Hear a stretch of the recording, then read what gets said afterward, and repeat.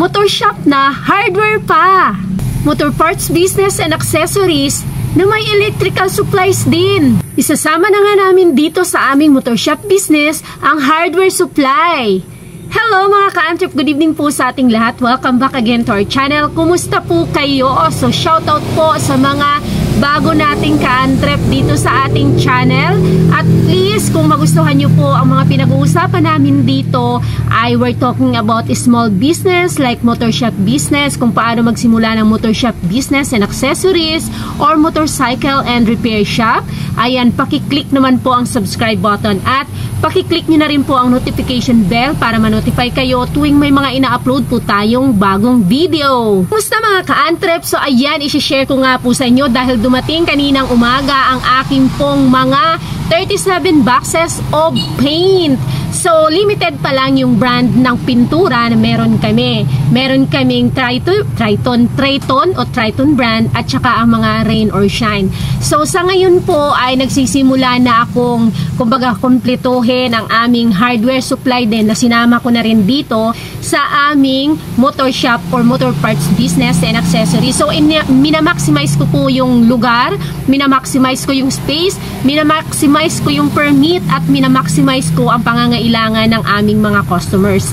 So yung aking pong mga hardware supply ay meron namang local supplies lang, galing lang dito sa city, at meron naman ding galing sa Manila. So ang kagandahan lang, dahil napuntahan tayo dito ng ahente galing ng Manila, so nakaka-direct na tayo ngayon ng Maynila, at ang kagandahan nun is price-wise or presyo-wise and then terms-wise. Yun yung kagandahan sa ganitong klaseng business mga ka-antrep, na kapag naging stable ka na, ay meron ng magtitiwala sa'yo ng mga kumpanya, mga malalaking kumpanya para pautangin ka. So parang literal na wala kang ika-cash out na puhunan dito kapag establish ka na.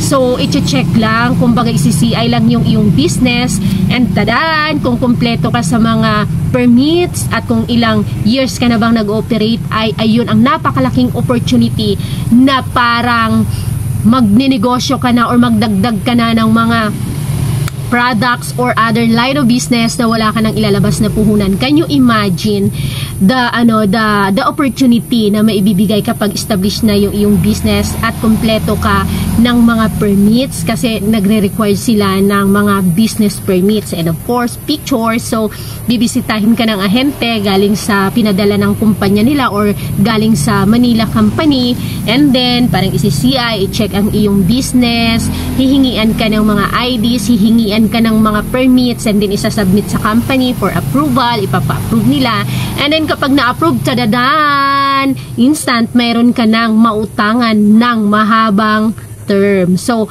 napakagandang opportunity, at yun talaga ang kalakaran po dito sa mga motor parts business and accessories at sa mga hardware supplies and electrical. Ang pinakamahirap lang ay ang construction supply. So, alam naman natin ang mga construction supplies, nandyan yung semento, nandyan yung mga bakal, nandyan yung mga basta't yung mga yung mga pang-construction, firelings, ganon, mga steel bar, mga tubo, yero, plain sheet. So, sila yung mahirap mautang kasi nga, kumbaga maramihan at fast moving kasi yun siya.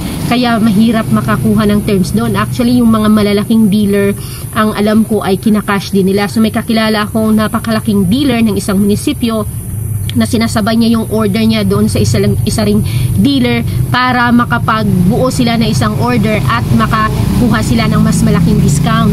So, hindi ko lang din sure kung ganun ang lahat ng kalakaran sa mga dealer ng mga construction supply. But, pagdating po sa hardware, yun yung kagandahan kasi nagpapautang yung mga company kapag nakadirect na tayo sa Manila, sa mga company mismo na mga nag-i-import or yung mga importer talaga, nabibigyan tayo ng 90 up to 120 days term or up to 150 days term. So, imagine, halos parang pinagtinda ka na lang nila, tininda mo, ibinenta mo yung kanilang produkto nang hindi mo binabayaran, at babayaran mo na lang kung ubus na, kung suswertehin ka pa, ubus na yung products mo, tapos hindi pa dumadating ang terms mo, so pwede mo talaga siyang mapaikot. But, ako kasi pagdating sa mga ganung bagay, maingat ako kaya nga, awa ng Diyos ay hindi kami natatalbugan ng cheque kasi hindi ako yung basta-basta na lang na ayun may pera, matagal pa naman yung terms mag-due, ay gagamitin ko muna itong pera na ito. Although dapat ganun talaga ang magpaikot ng pera. Pero nga, dahil sa nga, na may natutunan ako way back 2018, 2019, na ganun ang ginawa ko,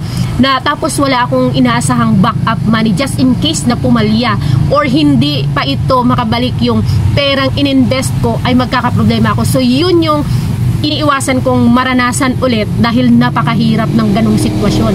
Noong oras na maglo-loan ako, hindi ako na-approve sa loan sa bangko ng amount na kailangan ko. Tapos nung magjuju na talaga lahat, so wala akong nagawa kundi ang makiusap sa supplier na hintay-hintayin yung mga months or weeks na mabayaran ko siya paunti-unti.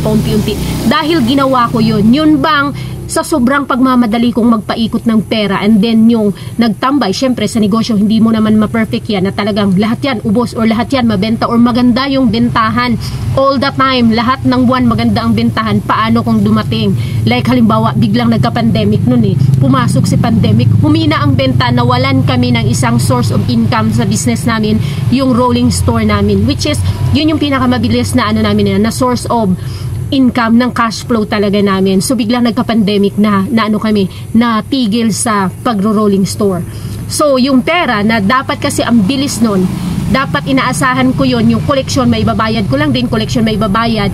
Since nga wala akong backup na pera at yung for collectibles namin lahat ay nagka-problema din dahil nga sa nagkanda hirap-hirap na, meron pa ngang iba binalik na lang yung mga products dahil hindi na nakapag-open and then hindi na rin kami nakapag-rota. So kailangan mong bayaran sa supplier yung mga magjuju. Ngayon wala kang ibang source, so makikiusap ka talaga. At then yun yung natutunan ko na kaya ngayon kahit na halimbawa maraming pera, yes may pera dyan, nandyan, pero hindi ko nga pera siya ng supplier, pambayad yun siya.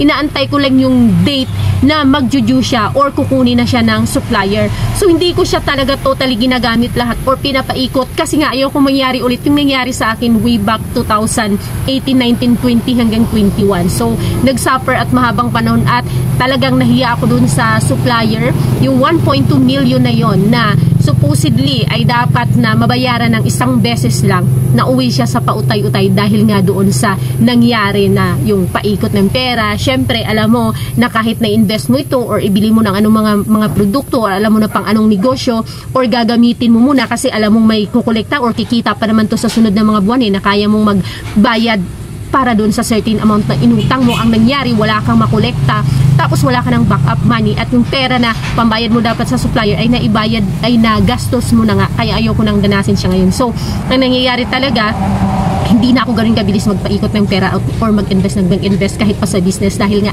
hindi natin ma-perfect ang negosyo. Baka magkaroon ng problema at ayokong maulit yung nangyari sa akin. So ngayon, dahil nga may nagpautang, so ima-maximize namin yung space namin at yun na rin nga yung advice sa akin ni sir nung ahente na sayang yung pwesto. Nakita din siguro nila na na okay yung business, medyo malaki naman at alam nila na may branch kami at alam din nila na magpapagawa kami ng panibagong branch at opportunity din kasi yun sa mga sa mga ahente na magkaroon sila ng panibago or dagdag na customer para may marispusan din sila ng product at dadagdag din yung kanilang customers in this particular area. Ang kagandahan lang nun kasi ay hindi naman sinasawata talaga lahat, kumbaga pili lang din naman yung yung mga susuplayan nila at hindi rin naman talaga din kasi lahat. So luckily pangalawa ko sana approve ng company na makapag-utang ng terms at hindi basta-basta ang kapital ng mga pintura. Kaya ngayon nag-start muna kami sa isang brand, yung Rain or Shine nga. Pero meron na rin kami mga existing na mga basic sa electrical at yung sa mga basic sa hardware, wala lang yung construction. Pero doon sa kabilang shop namin na motor parts, business and accessories din na store, ay meron kami doon pakunti-kunting mga yero, pakunti-kunting mga bakal, steel bar, mga plain sheets, ganun, mga hardware supplies. Pero this 2025, siguro i-maximize ko na talaga yung pag-hardware in one store with the shop and the hardware supplies. So, ayun. So, babalitaan ko kayo sa mga susunod nating mga development at malay nyo, pwede nyo rin i-apply sa inyong mga shop or sa inyong mga tindahan. And by the way, naka-trading po kami. Thank you. Please don't forget to hit the like at subscribe na rin sa mga hindi pa nakapag-subscribe. Bye-bye. See you on my next video.